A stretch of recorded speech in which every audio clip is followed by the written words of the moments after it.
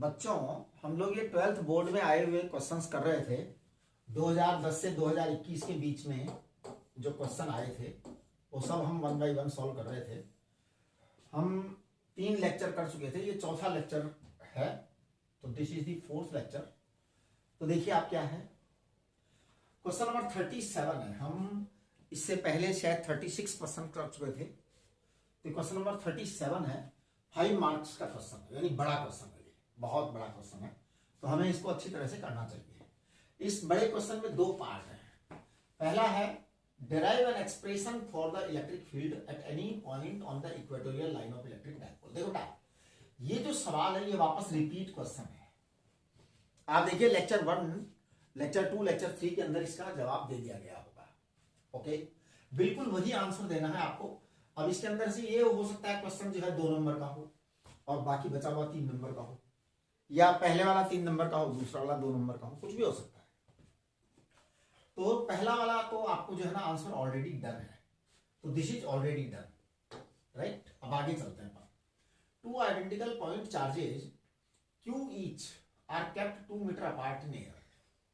A third charge capital Q of unknown magnitude and sign is placed on the line joining the charges such that the system remains in equilibrium. Find the position and nature of Q. Okay? अब देखिए 2 charges हैं जिनको हमने रख दिया है 2 metre दूर। तीसरा चार्ज Q जो है वो प्लेस किया गया है line joining the charges such that system remains in equilibrium. यानी अब की बार में ये एक चार्ज के इक्विलिब्रियम की बात नहीं कर रहा है, सिस्टम के इक्विलिब्रियम की बात कर रहे हैं। तो find the position and nature of charge Q। Okay, तो 2 आइडेंटिकल चार्ज हैं जिनको 2 मीटर दूर रख दो। सबसे पहले तो देखो 37 का सेकंड वाले क्वेश्चन का आंसर कर रहा हूं मैं। 2 आइडेंटिकल चार्ज हैं Q एंड Q, इनको सबसे पहले आप 2 मीटर की दूरी पर रख देना। ये 2 आइडेंटिकल चार्ज हैं, आइडेंटिकल चार्ज है यानी दोनों पॉजिटिव हैं, दोनों पॉजिटिव हैं। अब तीसरे चार्ज कैपिटल Q को रखना है। तो बेटा देखो 2 आइडेंटिकल चार्ज हैं, दोनों पॉजिटिव हैं और 2 मीटर की दूरी पर रखे हुए हैं। तो तीसरा चार्ज जो रखना है हमें, है ना, वो सेंटर पर ही रखना है। इसके अलावा कोई पोजीशन बनती ही नहीं है, इसके अलावा कोई पोजीशन बनती ही नहीं है। तो आप यहां पे लिखेंगे as per the question, as the 2 charges, as the 2 charges are identical, identical, both जो है ना सेम नेचर के हैं और सेम मैग्नीट्यूड के हैं। तो इसलिए हेंस द थर्ड चार्ज,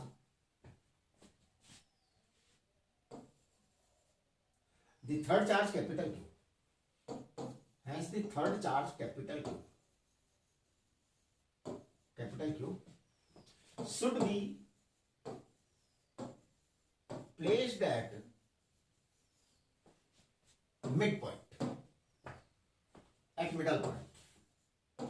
एकदम मिडल में ही रखना पड़ेगा ना इसको, इसके अलावा और कहीं नहीं रख सकते आप, इसको मिडल पॉइंट पर ही रखना पड़ेगा, क्योंकि वहीं से मतलब कम से कम इसकी एस्टैब्लिशमेंट तो मिडल पॉइंट पर ही होगी, है ना। तो ध्यान दीजिए capital Q charge, capital Q charge will be in equilibrium, in equilibrium at midpoint, at midpoint, at midpoint. But the question is asking, but the question is asking, but the question is asking equilibrium of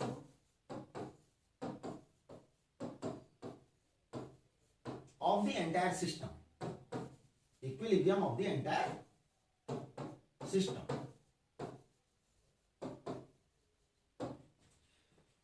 means net force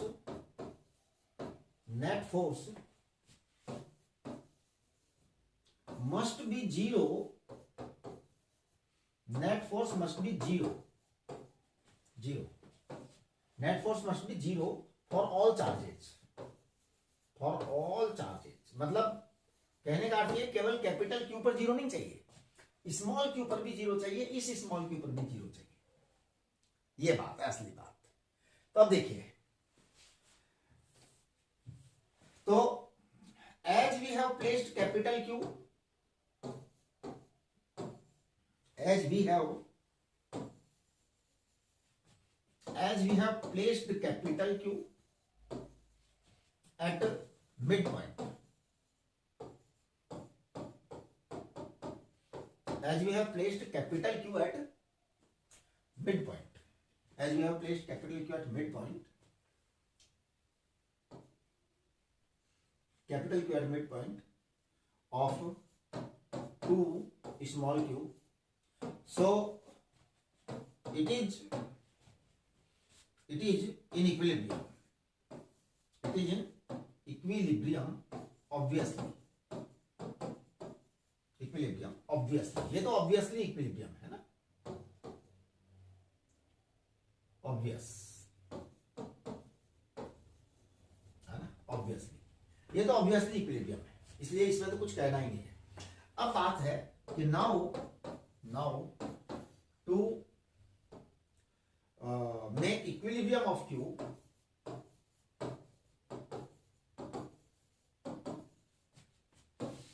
to make equilibrium of Q, ध्यान देना K small q upon 2 का square plus K capital Q small q upon 1 का square, it should be zero, that is the net force on Q, है ना। To make equilibrium of Q, net force on Q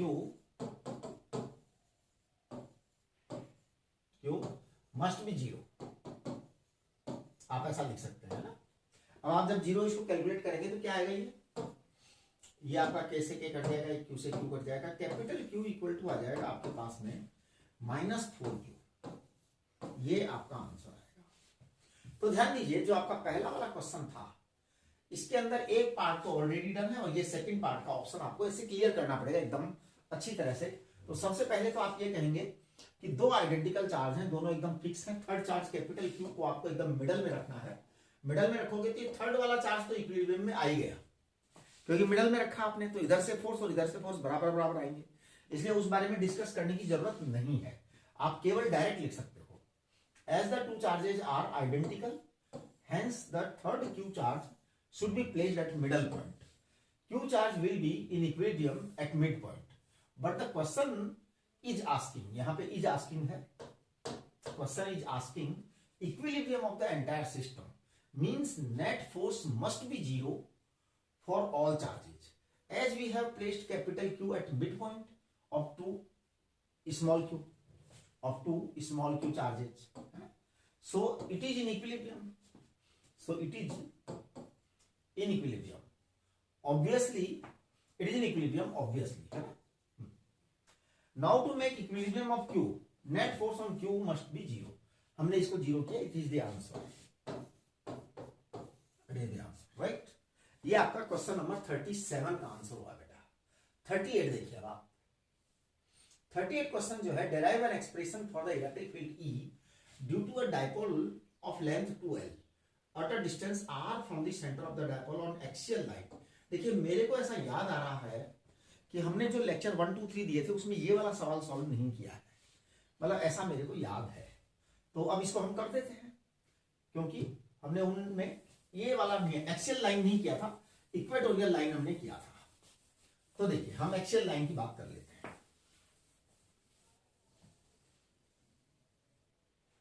ठीक है। तो देखिए मैं axial line वाली यानी कि 38 क्वेश्चन सॉल्व कर रहा हूं। 38 का फर्स्ट पार्ट, इन्होंने डायपोल बोला है, स्वयं ही डिफाइन कर दिया लेंथ 2L, तो ठीक है हम कर देते हैं। मान लीजिए ये -Q है और ये +Q है, ये इसका सेंटर है बेटा, इसकी लेंथ L है, इसकी लेंथ L है ना। एक्सियल लाइन यानी कि सेंटर से जो डिस्टेंस है एक पॉइंट P है, यहां से ले लेते हैं हम, ये पॉइंट P है, तो P is the point of consideration. Okay, और ये डिस्टेंस हम ले लेते हैं x, r ले लो, इसको r लिखा है इन्होंने r लिखा है तो हम भी r ही लिख देते हैं, है ना। अब देखिए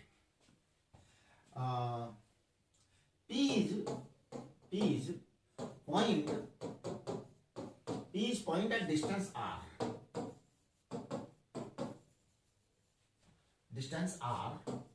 from the center of dipole,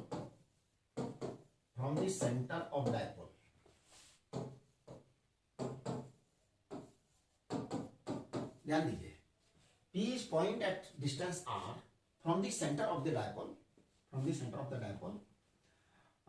on the axial line,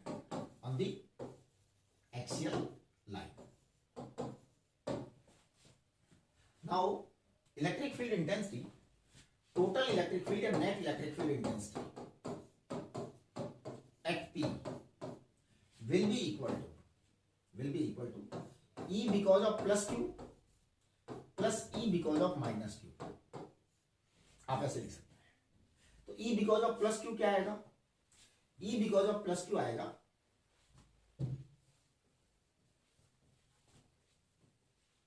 ध्यान दीजिए,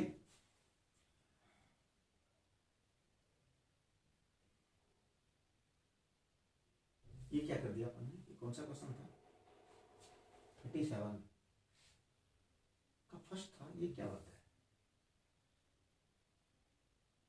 ये कौन सा क्वेश्चन हो गया भाई, अरे अपन तो 38 क्वेश्चन कर रहे थे ना, ये तो अपन ने मिटा दिया था ना, वापस कैसे आ गया ये, चलो कोई नहीं, फिर मिटा देते हैं।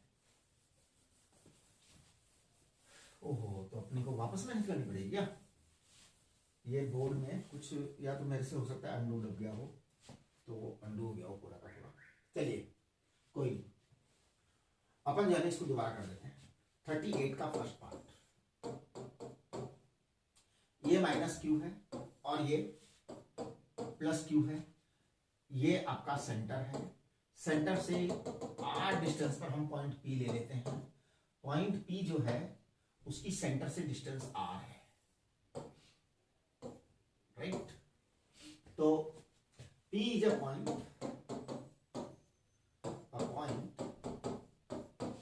At distance r from the centre, ध्यान दीजिए, P is a point at distance r from the center. Here we want to find net electric field intensity. तो देखिए, E at point P it is equal to E because of plus Q plus E because of minus Q। आप ध्यान दीजिए, E because of plus Q मैं लिख रहा हूं K small Q upon R minus L। आप यहां पे ये कह दीजिए कि this distance is L and this distance is L, R minus L हो जाएगा, इसका whole square minus K plus K की जगह माइनस क्यू लिखो, यहां पे K minus Q R plus L का होल स्क्वायर, ये देखो ना, क्योंकि प्लस क्यू से जो डिस्टेंस है वो है R माइनस L, और माइनस क्यू से जो डिस्टेंस है वो है R प्लस L। ऐसे आप लिख दीजिए, जिससे क्या उसको समझ में आ जाएगा, R प्लस L। अब जो है ये P पॉइंट का आपका नेट इलेक्ट्रिक फील्ड आएगा, और ये आ रहा है KQ common, R minus L का square minus R plus L square. आप चेक करें, पूरी कैलकुलेशन करो बेटा, ठीक है। अब देखेंगे आप कि जब मैं इसको आगे बढ़ाता हूं तो ये है Q upon 4 pi epsilon nought, ये तो है ही, यहां पर ये आएगा R square minus L square का whole square, R square minus L square का होल स्क्वायर। और जब इसको आप करेंगे तो यहां आएगा 4RL। आप देखिए अच्छी तरह से। तो अल्टीमेटली ये चीज आपकी आने वाली है twice into Q into 2L into R upon 4 pi epsilon nought into R square minus L square का होल स्क्वायर। ये आएगा एक्सियल पॉइंट पर। तो E on axial point, E on axial point आएगा twice PR upon 4 pi epsilon not R square minus L square का whole square. This is the desired expression. आप लिखेंगे this is the desired expression, this is the desired expression for the electric field intensity of a dipole, for the electric field intensity of a dipole, of an electric dipole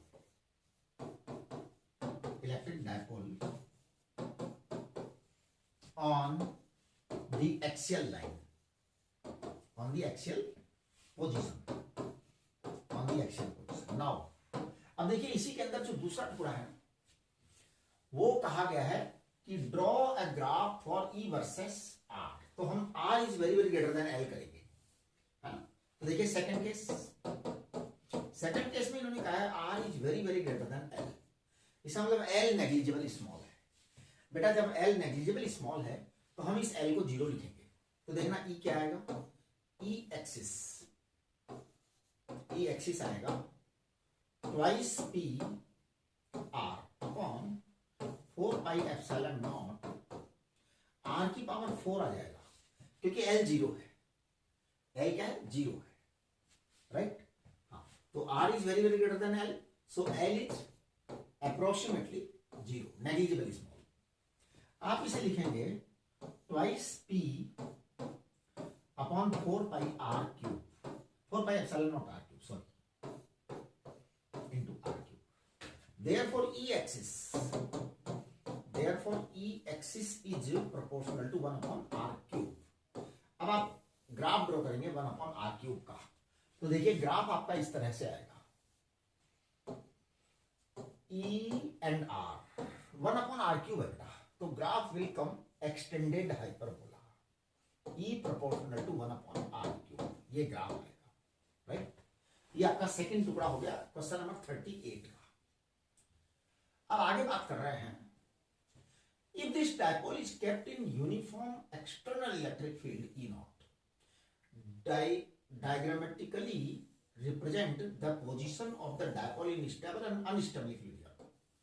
Okay, write the expression for the torque acting on the dipole in both the cases. देखिए इसके अंदर जो है ना, हम यहां तक का क्वेश्चन कर चुके हैं, यहां तक का, इस जगह तक का कर चुके हैं, है ना। Stable and unstable, stable and unstable, यहां पे एंड लिखो इसको, स्टेबल एंड अनस्टेबल, है ना।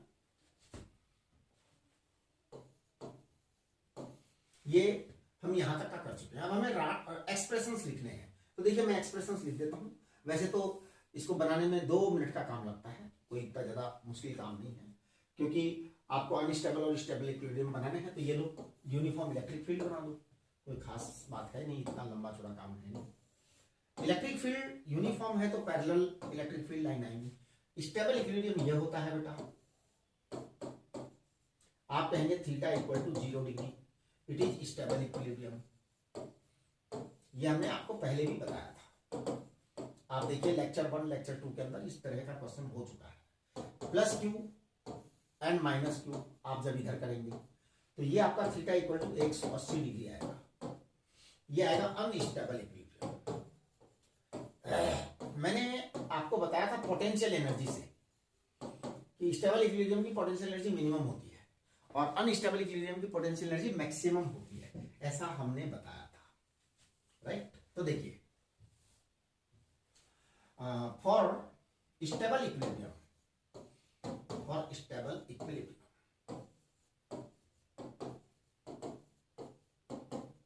For stable equilibrium theta must be 0 degree, you minimum होना चाहिए और यू मिनिमम आएगा माइनस पीई कॉस 0। सो ये माइनस पीई आएगा बेटा, है ना। टॉर्क बराबर आएगा पीई साइन 0, कुल मिलाकर के 0 आएगा टॉर्क, ठीक है। For unstable equilibrium, for unstable equilibrium ध्यान दीजिए, अनस्टेबल इक्विलिब्रियम में क्या आने वाला है, अनस्टेबल इक्विलिब्रियम में थीटा बराबर 180 डिग्री आएगा, यू मैक्सिमम ही आएगा पक्का, तो ये आएगा माइनस पीई कॉस 180 डिग्री, और कॉस 180 डिग्री लिखोगे तो ये प्लस पीई आ जाएगा, राइट। टॉर्क बराबर आ जाएगा पीई 180 डिग्री साइन 180 डिग्री, तो ये आ जाएगा कितना, ये आ जाएगा 0, टॉर्क 0 आ जाएगा। ये आपका 38 का क्वेश्चन नंबर 2 हो गया है, ठीक है। चलिए अब हम जरा क्वेश्चन नंबर 39 की बात करते हैं। Define torque acting on A dipole of dipole moment P placed in a uniform electric field. बिल्कुल, ये देखिए टॉर्क को हम डेराइव कर चुके हैं, है ना, और डेरिवेशन में ही इसका डेफिनेशन भी था।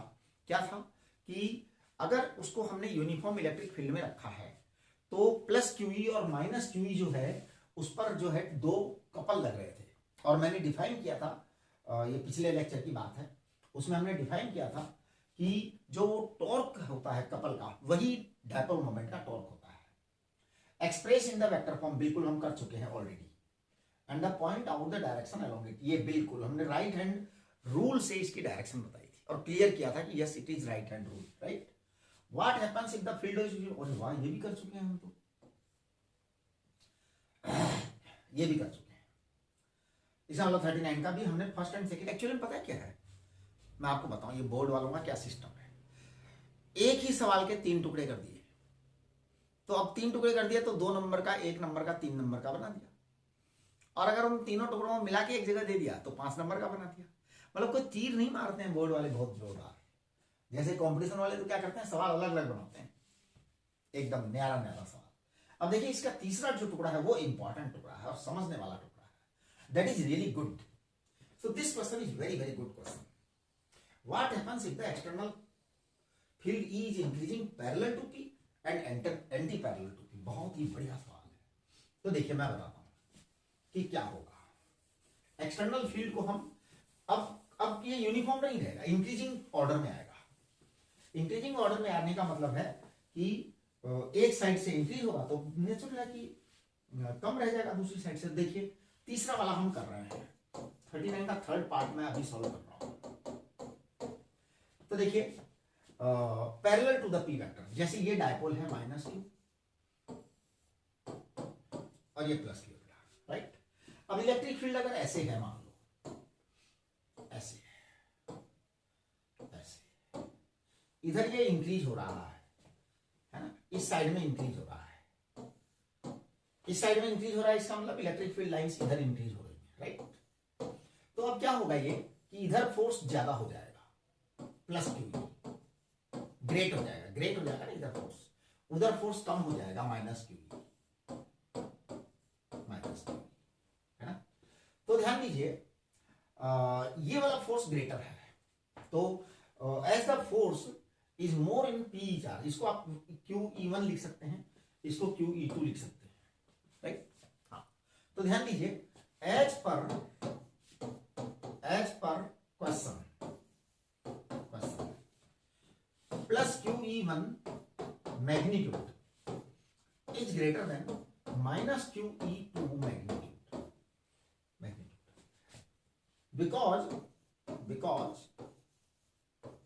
because E vector is increasing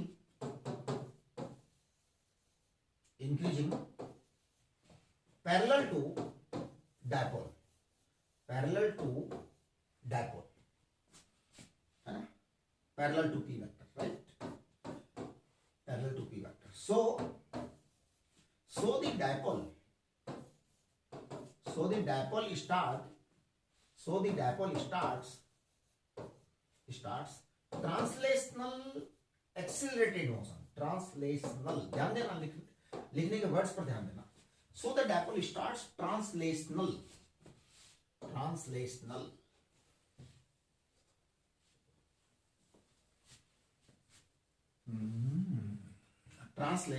accelerated motion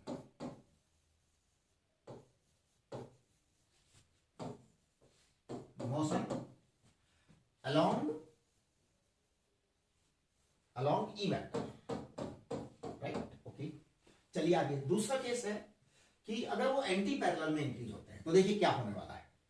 anti parallel increment of E vector, ये पैरेलल इंक्रीमेंट था, ध्यान दीजिए. तो थर्ड के अंदर दो केस हैं. पैरेलल इंक्रीमेंट, आप यहां पे टॉपिक डाल दीजिए भले से. पैरेलल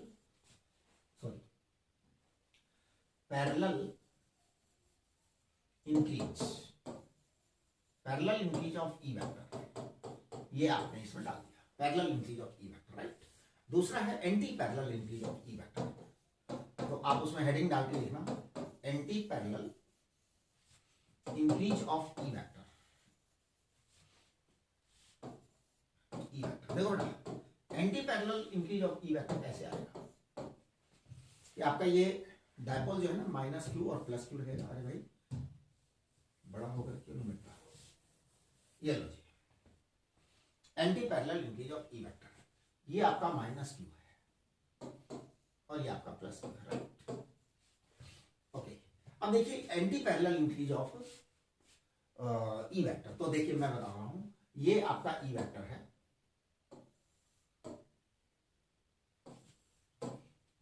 अब आप समझने की कोशिश करो, ये मैंने क्या डायग्राम बनाया है. एक minute, sorry.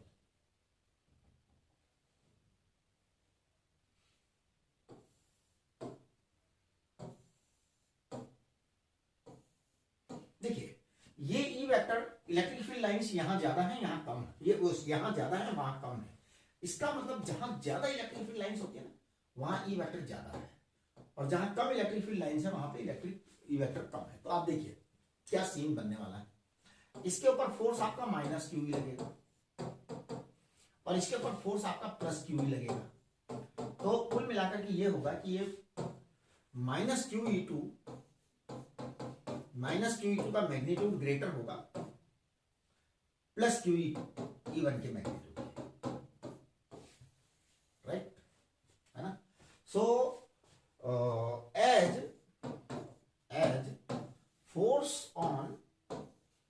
as force on minus q will be more, as force on minus q will be more. So dipole will be tending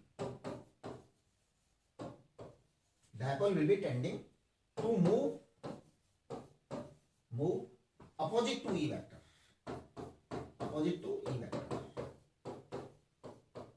ये आपका कंप्लीट आंसर हो गया. ई वेक्टर की तरफ डायपोल दौड़ेगा, राइट, मतलब उल्टा दौड़ेगा, अपोजिट टू ई वेक्टर. ठीक है, तो ये आपका आंसर हुआ. अब अगले लेक्चर में हम फिर से कुछ क्वेश्चंस हमारे पास में 1 मार्क के, 2 मार्क के, 3 मार्क के हैं इसी चैप्टर के. तो मेरे को लगता है इस चैप्टर के 2-3 लेक्चर और बनेंगे. उसके बाद में हम चैप्टर 2 के लेक्चर से स्टार्ट करेंगे. पूरे क्वेश्चन डिस्कस करेंगे जो हमारे 2010 से 2011 के बीच में आए हैं. ठीक है, चलिए, नमस्ते.